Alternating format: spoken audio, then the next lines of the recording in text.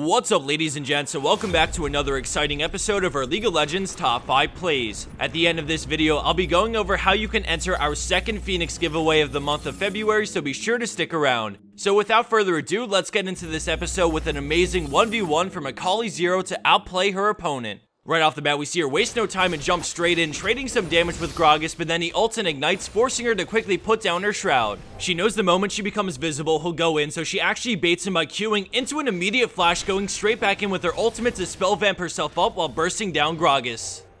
Moving along into our number 4 play, we switch gears from a 1v1 over to a big teamwork play from Poolitzer on Lulu. In the beginning, we see her with a couple of her teammates headed towards the friendly Wukong, who just got caught out of position in the jungle. He falls dangerously low and starts spinning, but then out of nowhere we see Lulu flash into her ultimate to keep him alive long enough to deal devastating damage to the enemy team. As the rest of the fight plays on, we see most of blue team wait around to kill Aatrox as the friendly Wukong continues chasing Lux, picking up the triple kill in a play that looked like a disaster from the start.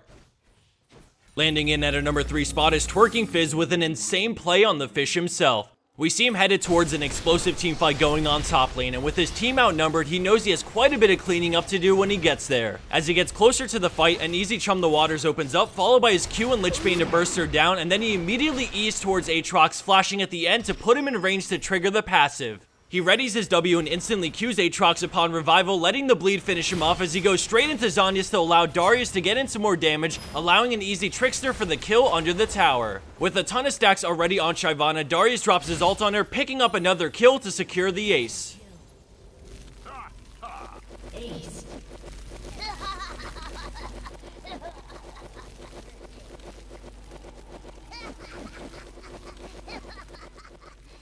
Coming in at our number 2 spot for this week, we have FrikinJay on Xerath with a huge play in a crucial team fight at Baron. But when we start this play, we notice a couple things. Neither team has a clear lead in gold, meaning Baron will most likely mean victory for whichever team can claim it, and 2, he's nowhere near Baron, so how can he even impact this fight? Well, as Baron gets lower and lower, we see an early smite allowing Xerath to land a borderline max range ultimate to get the steal.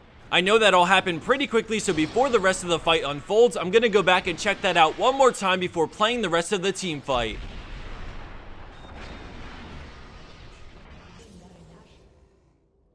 As the rest of this plays out, we see stellar positioning from FrikinJay to hit multiple targets with the majority of his abilities, and thanks to the stats from Baron, his team is able to play this out with confidence, eventually taking the win in both this team fight and the game right after.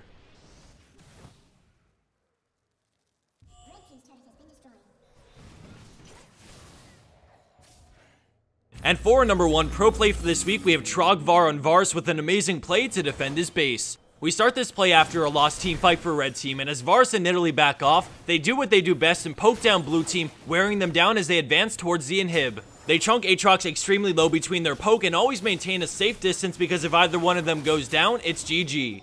The enemy team advances and gets on the first tower, but then we see an amazing piercing arrow on 4 players, forcing them to back off right away, which buys more time. With the enemy tanks low, they move up and try to distract Caitlyn to buy as much time as possible, with the enemy creep wave growing smaller and smaller. When the second tower goes down, Varus springs into action and lines up a beautiful piercing arrow on 3 as Nidalee makes a break for Caitlyn, and at this point, blue team doesn't have the manpower to finish the game or fight them 2v2, and despite a noble attempt from Caitlyn, Varus picks up the pentakill before she can end the game, allowing his team to respawn, group, and push down mid to take out the enemy Nexus. And for the bonus clip of the week, we have Jesus Crispy on Ziggs with a great play to secure some kills, followed by a clever getaway. As this plays on, I wanted to go over how you can easily enter yourself in our second Feenix giveaway for the month of February to win yourself a shiny new Ator. All you have to do to enter yourself in this giveaway is go over to Feenix's Facebook page, which can be found down below, and give it a like, as well as write something on their wall about why you want a Feenix product and what it would mean to you. Besides that, you also have to drop a comment down below with your favorite play of this episode and give this video a thumbs up. Not only does this get you entered in the giveaway, but it also helps our show out tremendously, so thank you to those who spend the few minutes it takes to like this video, comment on it, like their Facebook, and comment there as well. The Ator is the keyboard I use personally, and if you've never played on a mechanical keyboard, yet alone this beauty, then you don't know what you're missing, so to those who enter, I wish you the best of luck. Thanks everyone for your continued and awesome support. I hope you enjoyed this episode, and I'll see you back here soon for week 167 of our League of Legends Top 5 Plays.